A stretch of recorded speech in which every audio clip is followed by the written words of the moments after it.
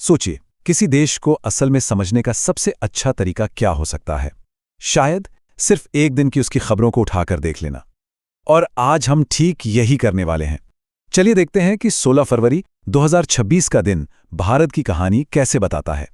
क्योंकि अगर थोड़ा गौर से देखा जाए ना, तो ये जो अलग अलग बिखरी हुई हेडलाइंस होती हैं, वो असल में जुड़कर एक बहुत बड़ी तस्वीर बनाती हैं। एक ऐसी कहानी जो शायद पहली नज़र में दिखाई नहीं देती। अब जैसे ये खबर लीजिए, पृथ्वी के सबसे सुनसान, सबसे दूर के कोने में एक मेडिकल प्रोसीजर हो रहा है। सुनने में ही कितना दिलचस्प लगता है ना? और ठीक उसी वक्त हजारों किलोमीटर दूर नई दिल्ली में भविष्य की टेक्नोलॉजी को लेकर दुनिया के बड़े बड़े दिग्गज एक साथ बैठे हैं।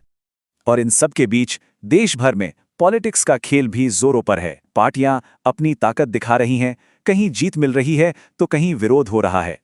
और फिर ग्लोबल स्टेज पर भी एक बहुत जरूरी डिप्लोमैटिक विजिट हो रही है, जो दुनिया में भारत के बदलते रोल की तरफ इशारा करती है। अब सवाल यह है कि ये सब आपस में जुड़ा कैसे है। चलिए इसी को समझते हैं। तो सबसे पहले बात करते हैं उस कमाल के टेक्नोलॉजिकल तरक्की की जो आज भारत में हो रही है। ये कहानी शुरू होती है दिल्ली से। कल्पना कीजिए, एक डॉक्टर है जो एक अल्ट्रासाउंड मशीन के सामने बैठा है। वो एक मरीज का अल्ट्रासाउंड कर रहे हैं, लेकिन कमाल की बात यह है कि मरीज उस कमरे में है ही नहीं। अरे, शहर में भी नहीं है। वो मरीज बैठा है 12,000 किलोमीटर दूर, अंटार्कटिका में, भारत के मैत्री रिसर्च स्टेशन पर। और ये कोई साइंस फिक्शन फिल्म नहीं है, ये आज की हकीकत है। ये जो टेक्नोलॉजी है ना, ये मेड इन इंडिया है और सच में कमाल की है। इसे एम्स और आईआईटी दिल्ली ने मिलकर बनाया है। ये एक टेली रोबोटिक सिस्टम है। मतलब डॉक्टर दिल्ली में बैठकर एक रोबोटिक हाथ को कंट्रोल करता है और उसे लगभग तुरंत ही रियल टाइम में हाई क्वालिटी इमेजेस मिल जाती हैं। सोचिए, दूर दराज के इलाकों में हेल्थ केयर के लिए ये कितना बड़ा गेम चेंजर है।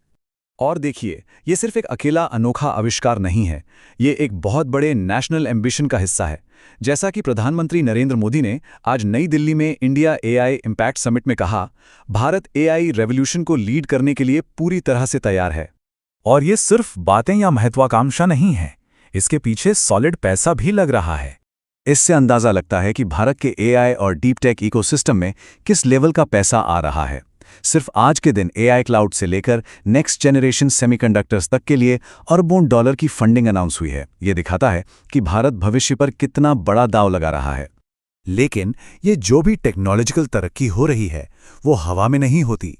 इसके लिए एक मजबूत और स्थिर राजनीतिक माहौल चाहिए, जो देश की स्टेबिलिटी की नींव होता है।